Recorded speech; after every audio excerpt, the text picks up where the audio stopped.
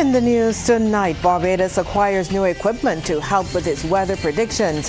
It has already been used for Hurricane Tammy. Another effort to revitalize Speightstown and create more employment for residents in and around the area. Government examining whether or not the country should go the route of paternity leave or parental leave that is. And in sports, Hillaby Turner's Hall are the primary school softball champions. Broadcasting from our studios in the Pine St. Michael, this is CBC NewsNight, starting now.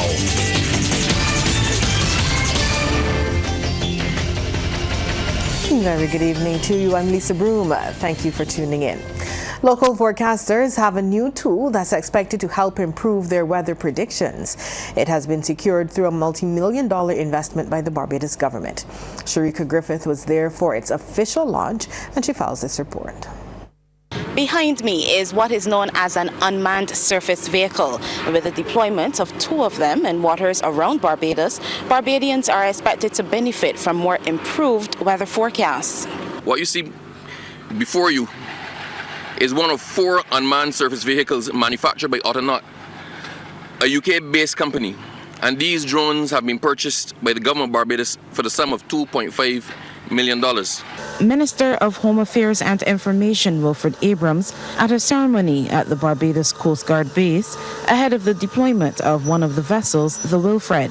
He's disclosed some of its expected benefits. Improving the observations to the east of Barbados, where most of the bad weather essentially comes from. This will help forecasters here in Barbados improve on our weather predictions and our early warning for synoptic scale weather events. The data gathered from these vessels will also aid in the research of weather and marine-related events by providing the means of verification of forecasts and improvements to the numerical weather simulations by adding additional high-value data to the data assimilation numerical weather predictions that the BMS has been testing for over the past year or so. The government and the public will have the ability to receive the weather and marine information from these vessels in near real time to help support decision-making processes. Director of the Barbados Meteorological Services, Sabu Beth, says it's the second such vessel to be deployed, as one has already been conducting field tests. Both will now be located in different areas about 400 kilometers out on the eastern side of the island. Mr. Beth revealed the first Autonaut proved useful during the recent passage of Hurricane Tammy. We just experienced Tammy passing to the north of Barbados. And that one test vehicle, we used it at that opportune time to pull data in, to have a look, to see how worthy the data, how useful it is. It really was useful when Tammy was passing to the north. It was useful in terms of actually verifying swell heights and actually having a look at the wind intensity to the east of Barbados. So it's already starting to prove that it can work. He, however, acknowledges there have been challenges. It's not as easy as some persons may think. You just release an unmanned surface vehicle or aerial vehicle and just set it because it's being controlled by a computer. There's so many unknown variables out there. One, strong currents that we encountered when doing these tests. And the folks on Autonaut will tell you even the sargassum seaweed that will pile up in our thrusters. That was rough, and I know that weed also posed problems for even the Coast Guard and for their resources. And really thank you for the time that they took to even mobilize the resources for us to get us out and sometimes to pull us back in. The solar-powered vessel is propelled by waves but can also be controlled by the Barbados Meteorological Services. It uses AIS, an automatic tracking system which identifies and locates vessels to avoid collision with other nearby ships. Sharika Griffith, CBC News. Meanwhile, the Home Affairs Minister says littering contributed to flooding in some communities during the passage of Hurricane Tammy. Mr. Abrams and other officials toured a number of areas impacted by flooding over the weekend. He says while in many instances the water ran off quickly, what was discovered was a lot of infrastructure meant to mitigate flooding was blocked by garbage. The amount of bottles, plastic bottles, and snack wrappers that were blocking grills that led to flooding, right, was amazing. I need the press to work with us. I need you to work with us to encourage Barbadians to please be responsible in the disposal of your garbage. What you drop here might not affect you, but might affect somebody 2-3 miles down the road when it butts a grate or a well. So please let us be responsible, because a lot of what we experience could have been alleviated or minimized if we had been a little bit more responsible. Minister Abrams says a comprehensive program will be launched to educate people on the responsible disposal of garbage and environmental concerns. Stepped up efforts to create more opportunities for businesses and residents in Speightstown by intensifying linkages with South Carolina. The latest attempt came this morning in the form of a roundtable discussion hosted by the St. Peter Parish Organizing Committee. Over 40 business owners from South Carolina attended the session, while several local entrepreneurs were present. During his address, Dwayne Green of the Barbados Carolinas Legacy Foundation suggested the partnership could lead to more educational and employment openings, along with the revitalization of Speightstown. He also hinted at a collective process that could be used to access grant funding to restore old buildings in the area. It's easier to get funding for an initiative that would touch on many buildings and can be sustainable. And I say that to mean if there's an organization that's here that's already working, our goal is not to come in and, we don't have the expertise to fix any issue that you all know better how to fix. But if you have initiatives that have set number goals and have institutions or organizations or companies that are working with you, that's the type of model collectively that can garner more support than a single building. And Speightstown proprietors and entrepreneurs are upbeat about the partnership. They even share their views on the progress made over time. After 7 decades and a half, you would have seen a few things happen, and it's a slow burn, a slow development, but it is real, and there's no one that can take away from a town like this. We could talk about Speightstown the whole day. Whaling, we could have 5 jetties, 5 forts. All these are things we had in Speightstown. The only way the Barbados economy could go anyway, I ain't an economist. I just run around shorts, no snap around what it look like. And they could get a few cents. It's through the history. If we had space, we had schooners. We can't get schooners from Bridgetown, Speightstown. Although the Cabinet of Barbados has approved paternity leave in principle, Labour Minister Colin Jordan says his ministry is working to ensure government is sure about how to pay for it. Mr. Jordan says studies have had to be undertaken and several recommendations put forward about its implementation. He's also revealed Barbados is working with the Inter-American Development Bank to consider whether the country should go the route of paternity leave or parental leave. Mr. Jordan was speaking on The People's Business, where the topic paternity leave, a father's connection, was discussed. That is to say, to allow both parents to make a determination as to how to split, but with the understanding that the fathers will be allowed leave. So we are benefiting from both input from the actuary as well as some experts who will look at some best practices across the world and throughout our hemisphere to give us some additional guidance. But we are closer, much closer than when we started this process a few years ago. Executive Director of the Barbados Family Planning Association, Anderson Langdon, believes children will benefit from the presence and active input of fathers through paternity leave. Allowing fathers to be involved in birth and in the early period of the child's life leads to positive outcomes. These positive outcomes come as far as building a relationship between the mother and the father. Also, it allows for the mental development of the child. Research shows that children who have early parental leave also have better social adaptive behaviors. It also leads to a lower crime reduction rate if parents are involved and fathers are involved early. Police are seeking the public's assistance in locating a man wanted in connection with a serious criminal matter.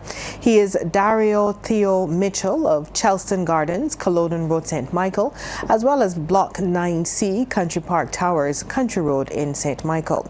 Police say Mitchell is approximately 5 feet 8 inches tall with a brown complexion and slim.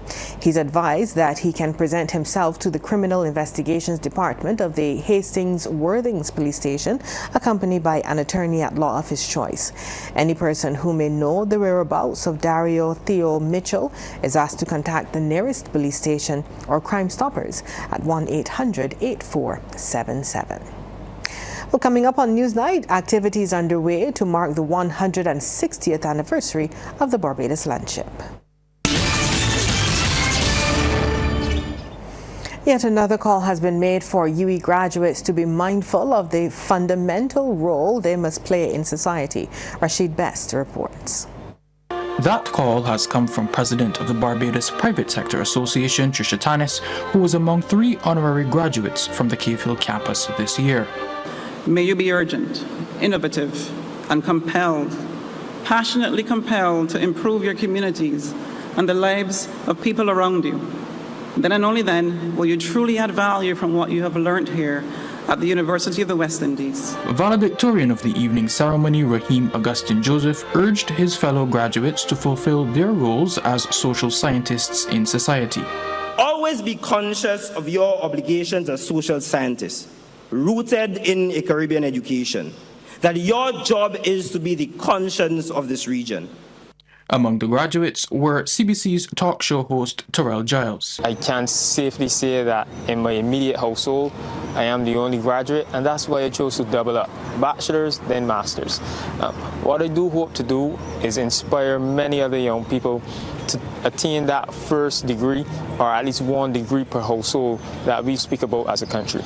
And project assistant assigned to the Archives and Information Department, Joshua Hinkson. I think it's only fitting that I pay back and use my degree, use the knowledge I have attained to help others in society, to help my country, to be of good use to the community. And of course, I must also mention the CBC for taking me on as a young intern and for allowing me to study and work at the same time. And I must mention 2 individuals in particular. I must mention Sherwood McCaskey, who has mentored me and who has helped me throughout this process. And I also want to express gratitude to Dr. Pearson Broom, who also would have been great help and a good guide for me. Rashid Best, CBC News. The Barbados Landship celebrates its 160th anniversary this month. The organization is the oldest African cultural socio-economic organization in the region. A church service was held at the St. Leonard's Church yesterday morning, where Captain Elton Graves was elevated and sworn in as Lord High Admiral by the Landship patron Sir David Simmons. Speaking at the service, Reverend Dr. Sonia Hines commended the Landship for its stellar service over the years.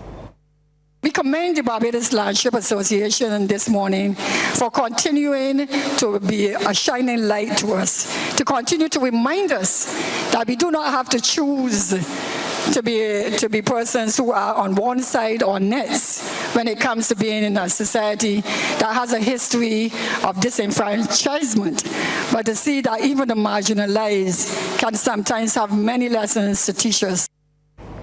The finalists of the Ministry of Education's Pontifications and Poetry 2023 competition have been announced. The competition, with the Caribbean Broadcasting Corporation as a platinum sponsor, is intended to enhance the public speaking skills of students across primary and secondary schools on the island. The preliminary judging stage has been completed, and Education Officer Gloria Haynes has revealed the list of finalists. She began with the 15 primary school poetry competition finalists. Tahira Mann, Harrison College. Zahara Richard, Ellerslie Secondary School. Naila Walcott, Harrison College. Angelique Yearwood, Princess Margaret Secondary School. Atiba Seeley Thompson, Harrison College. Delinda Maynard, Princess Margaret Secondary School. Leanna Graham, the St. Michael School. Raj Bab, the St. Michael School, and Kizara Carter, Commermere School. Mr. Sains explained the finalists were exposed to a rigorous training session which improved their oratory and presentation skills. There are 9 finalists in the secondary school pontification competition. Rima J. Green, West Terrace Primary School. John David Green, St. Cyprian's Boys School. Abby Dawson, All Saints Primary School. Raquel Edwards, Roland Edwards Primary School. Xavier Went, St. Lawrence Primary School. Jara Scott, St. Silas Primary School. Day Myers, Warren's Primary School. Deanne Rouse, St. Martin's Mangrove Primary. Rebecca Lashley, Gordon Greenwich Primary. Tosh Aline, Cuthbert Moore Primary. Haley Williams, Christchurch Girls School. Saber Ruck, St. Lawrence Primary School. Liam Miles, Roland Edwards Primary School. Layla Aline, Hinesbury Primary School. And Symphony Goddard Grant, Cuthbert Moore Primary School. The Barbados Food and Rum Festival has been hailed as the best culinary festival in the Caribbean, and this year's events are back, bigger and better. Crystal Hoyt has the details. A black tie affair with patrons dressed in their finest. That was the scene at Ilara Court as hundreds of people gathered to enjoy the best of local cuisine and an array of cocktails mixed with Barbadian-made spirits. Chef Damien Leach said patrons got the best of the best. This is the last thing for food and rum now. Everybody out dressed fancy.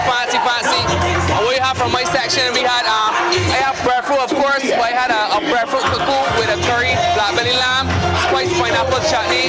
Then we had a saltfish and shrimp with a coconut and ginger paste, a little vanilla bread, plantain puree. The delightful drinks and fabulous food were well complemented by the lineup of exciting entertainers, with the sensational Nicholas Branker Band setting the bar high and other local acts following in that vein. There was also the much anticipated performance by international artist Ira Starr, who did not disappoint. She made Barbados the Caribbean stop on her world tour and brought energy, vibes, and her native language to the stage.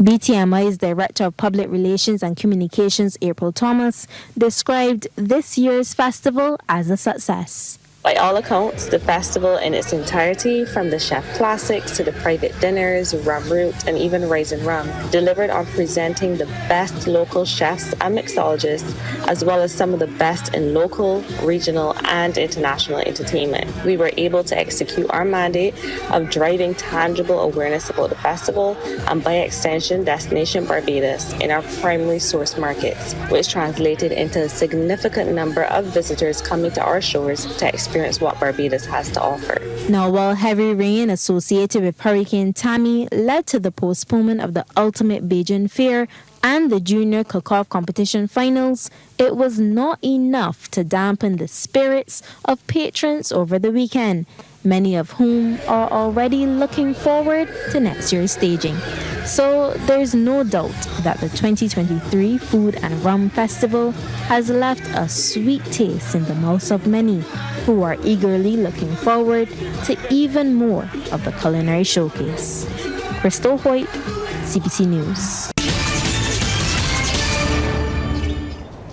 Sports time now. We head over to the sports studio where Anne-Marie Burke is standing by with the details. Good evening, Anne-Marie. Good evening to you, Lisa. And I start with cricket news. Hillaby Turners Hall were crowned the new champions of the National Sports Council's Primary School 6-4-6 softball cricket competition after defeating Blackman and Gollop by 13 runs in today's final at Blenheim. CBC's Anwar Goodrich Boyce reports.